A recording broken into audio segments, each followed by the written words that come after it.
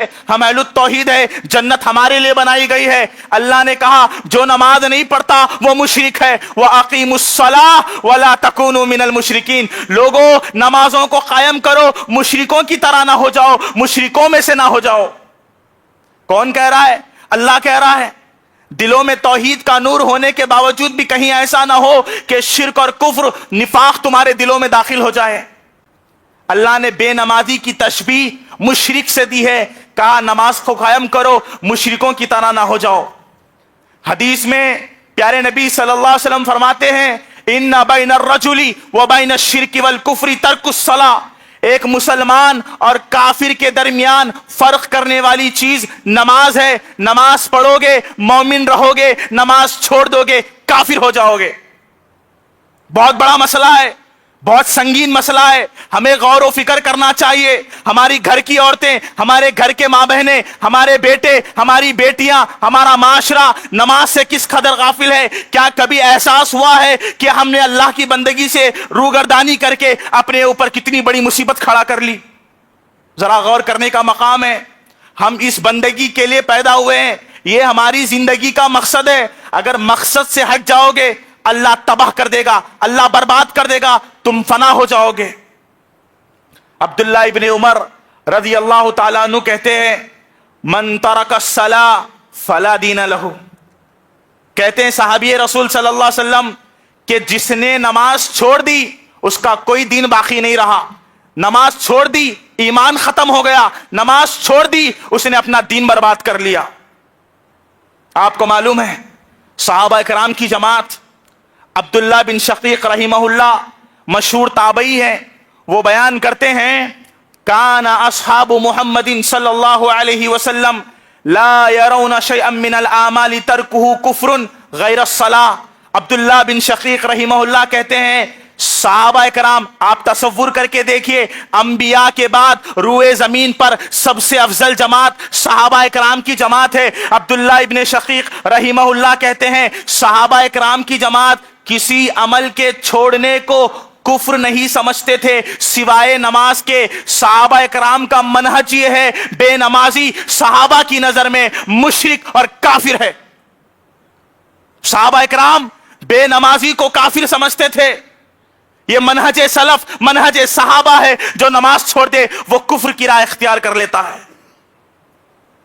نماز کو چھوڑ دینا، فجر پڑھ لی، ظہر چھوڑ دی، ظہر پڑھ لی، عصر چھوڑ دی، ایک دن پورے 5 وقت کی نمازیں پڑھ دی، اگلے دن گول کر دیا، ایسی عبادتیں تمہارے منہ پہ مار دی جائے گی۔ مسلسل نمازوں کو قائم کرنا ہے، نمازوں کی پابندی کرنا ہے، فجر سے لے کے ظہر، عصر، مغرب، عشاء تک تمام نمازوں کو اللہ کے لیے وقت نکال کر آنا ہے، ورنہ نماز چھوڑ دینا اتنی بڑی آفت ہے، کل قیامت کا دن ہوگا، اللہ بہت غصے میں ہوگا۔ اس سے پہلے اللہ نہ کبھی اتنے غصے میں تھا، اس کے بعد اللہ نہ کبھی اتنے غصے میں ہوگا۔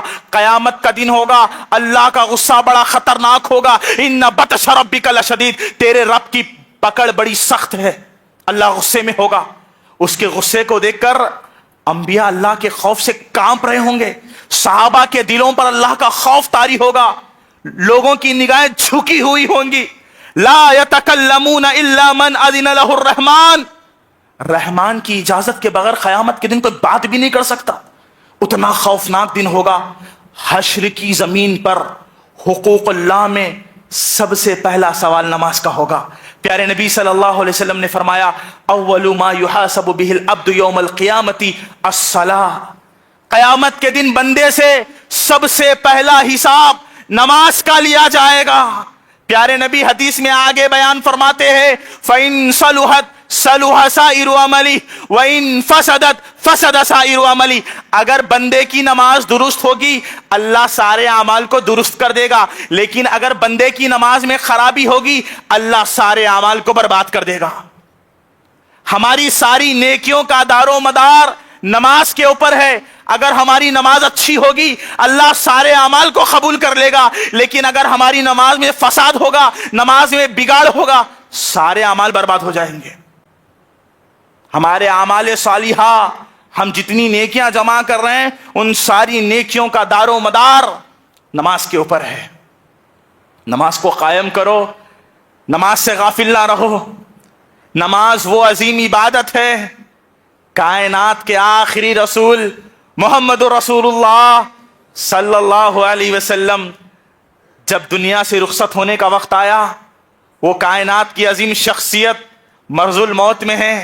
सही बुखारी की रिवायत है, अम्मी आयशा सिद्दीक़ा रज़ियल्लाहु ताला अन्हा बयान करती है, मेरे हबीब मेरे शहर मोहम्मद रसूलुल्लाह सल्लल्लाहु अलैहि वसल्लम मौत के आखिरी लम्हों में अपने होठों को हिला रहे हैं। नबी क्या कहना चाहते हैं, नबी की आवाज सुनाई नहीं दे रही है। अम्मी जान कहती है, मैं नबी के उन अल्फाज को सुनने के लिए अपने कानों को नबी के होठों तक ले गई। मौत के आखिरी लम्हों में मेरे हबीब फरमा रहे थे, अस्सला अस्सला वमा मलकत ऐमानुकुम। अल्लाह के नबी मौत के वक्त अपनी उम्मत को वसीयत कर रहे हैं, ऐ लोगों, नमाजों की हिफाजत करना, नमाजों की हिफाजत करना और अपने साथ रहने वाले, मातहत में रहने वाले लोगों के साथ अच्छा सलूक करना। प्यारे नबी दुनिया से जा रहे हैं और अपनी उम्मत को वसीयत कर रहे हैं, लोगों नमाजों की हिफाजत करना।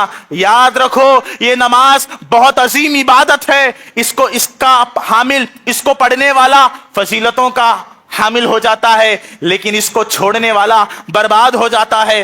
प्यारे नबी दुनिया से जा रहे हैं, अपनी उम्मत के नाम वसीयत छोड़ गए, लोगों नमाजों की हिफाजत करना। आज हम अपने आप को मुसलमान कहते हैं, अपने आप को रसूल से मोहब्बत का दावा करने वाला कहते हैं, अपने आप को अहलुल हदीस कहते हैं, मगर हमारी नमाजों का क्या हाल है?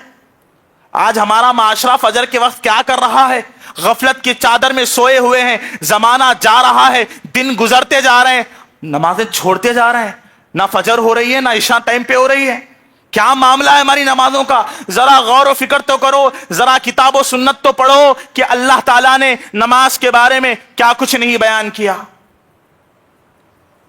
शायर ने क्या खूब कहा था, मस्जिद तो बना दी शब भर में ईमान की हरारत वालों ने, मस्जिद तो बना दी शब भर में ईमान की हरारत वालों ने, मन अपना पुराना पापी है बरसों में नमाजी बन ना सका। नमाज वो अजीम इबादत है अजीज दोस्तों, आप तसव्वुर करके देखिए। मैं एक मिसाल दूंगा नमाज की अजमत क्या है। प्यारे नबी सल्लल्लाहु अलैहि वसल्लम जिनके बारे में अल्लाह ताला ने कहा, वमा अरसलनाका इल्ला रहमतल लिल आलमीन, अल्लाह के नबी हमने आपको पूरी कायनात वालों के लिए रहमत वाला बनाकर भेजा। अल्लाह के नबी रहम दिल थे, अल्लाह ने आपको रहमत वाला बनाकर भेजा था।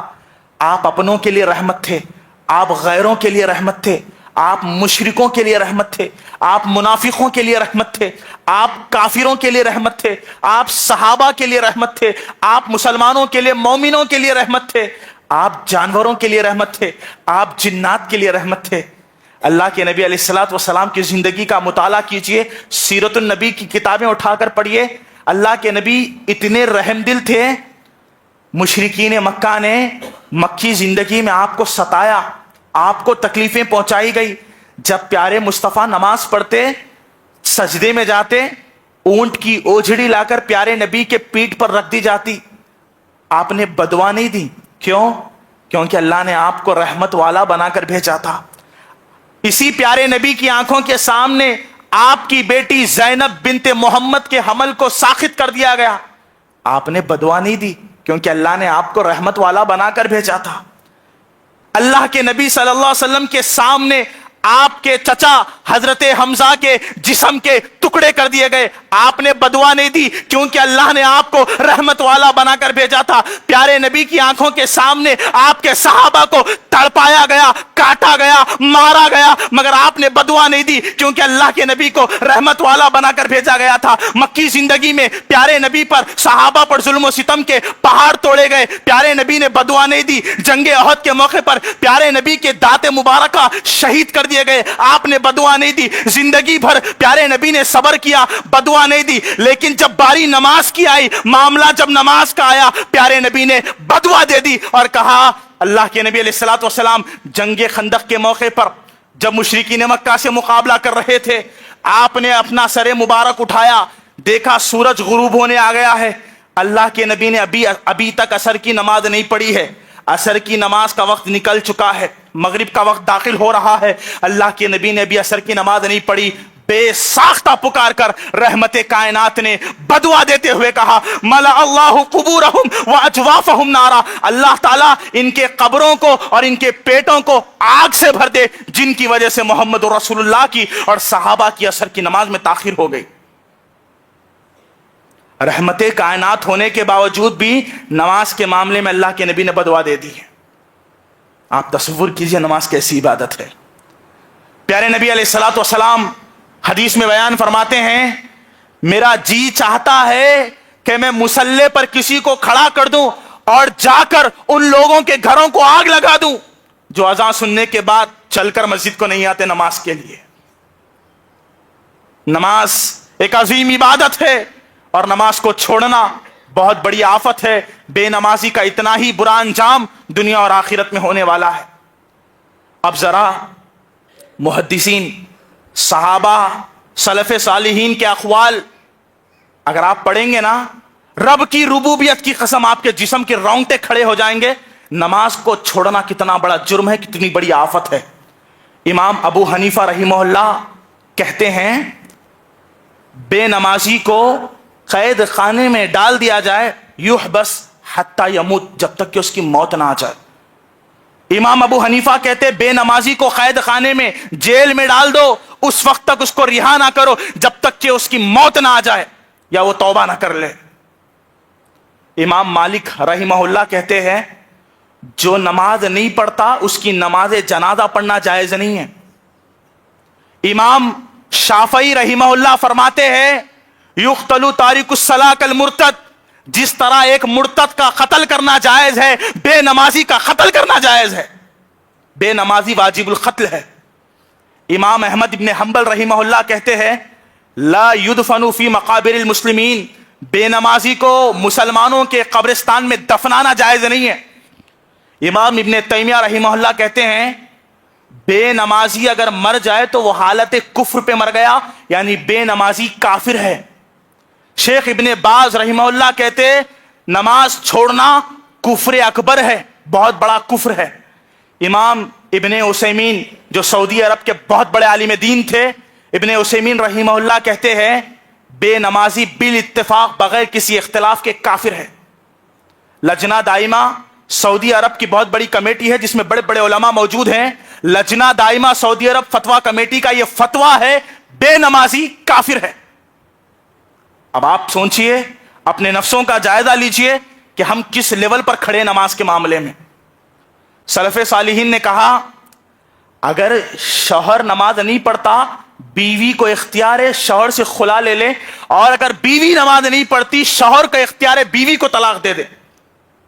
اگر بیٹا نماز نہیں پڑھتا، باپ کو اختیار ہے بیٹے کو وراثت سے محروم کر دے، کیونکہ بے نمازی کافر ہے اور کافر اپنے باپ کی وراثت کا حصہ نہیں ملتا اس کو۔ یہ بہت بڑا مسئلہ ہے۔ نماز ایک عظیم عبادت ہے، اس کو چھوڑنا بہت بڑی آفت ہے۔ عزیز نوجوان دوستوں، آپ نے وہ حدیث بارہا سنی ہوگی، بہت ساری عبادتیں ہیں نا، روزہ، نماز، زکوٰۃ، حج، قربانی، دعا، اذکار۔ کیا کبھی اللہ کے نبی نے یہ کہا کہ اگر آپ کا بچہ روزہ نہ رکھے تو اس کو مارو، اگر آپ کا بچہ حج نہ کرے تو اس کو مارو؟ نہیں، کسی عبادت پر اللہ کے نبی نے یہ نہیں کہا۔ لیکن جب بات نماز کی آئی تو اللہ کے نبی نے کیا کہا؟ اپنی اولاد کو نماز پڑھنا سکھاؤ۔ 7 سال کی عمر میں نماز پڑھنے کی ٹریننگ دینے کا حکم دیا گیا۔ جب وہ 10 سال کا ہو جائے پھر بھی نماز نہ پڑھے، تادیباً مارنے کا حکم دیا گیا۔ اپنی اولاد کو مارو تاکہ وہ نماز کی عادت اپنے دلوں میں ڈالے۔ تصور کر کے دیکھیے، مار کر نماز کو آنے کی اللہ کے نبی نے بات کہی ہے۔ عزیز نوجوان دوستو، نماز پڑھیے، دل لگائیے، یقین مانیے، نماز پڑھیے، اللہ سے گفتگو کیجیے، اللہ سے دعائیں مانگیے، اللہ زمین اور آسمان سے آپ کے لیے برکتوں کے دروازے کھول دے گا۔